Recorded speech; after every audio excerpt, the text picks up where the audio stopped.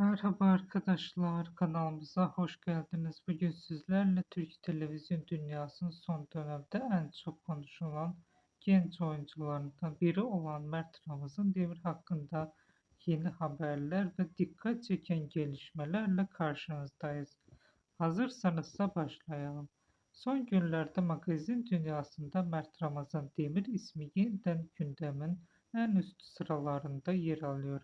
Özellikle yeni projeleri ve özel hayatıyla ilgili ortaya çıkan iddialar sosyal medyada büyük yankı uyandırmış durumda. Yakın çevresinden gelen kulis bilgilerine göre başarılı oyuncunun yeni sezon için birkaç büyük projeyle görüşme halinde olduğu konuşuluyor.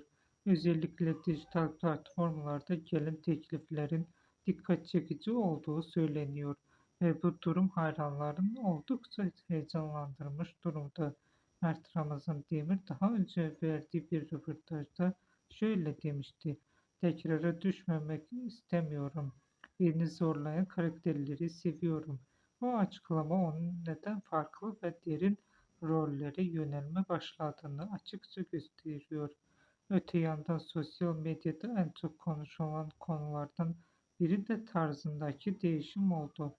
Son etkinliklerde daha olgun ve farklı bir imajla görüntülenen oyuncunun yeni tarzı hayranları tarafından oldukça beğenildi.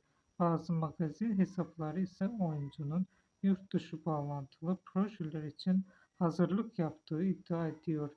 Özellikle Avrupa merkezli yapımlarla ilgili görüşmeler yaptığı konuşuluyor. Ancak şu an için resmi bir açıklama bulunmuyor.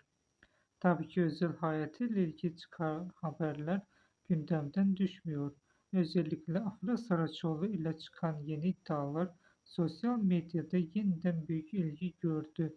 Bazı paylaşımlar ikilinin tekrar yakınlaştığını öne sürerken bazı kaynaklar ise bunun sadece arkadaşça bir iletişim olduğunu savunuyor.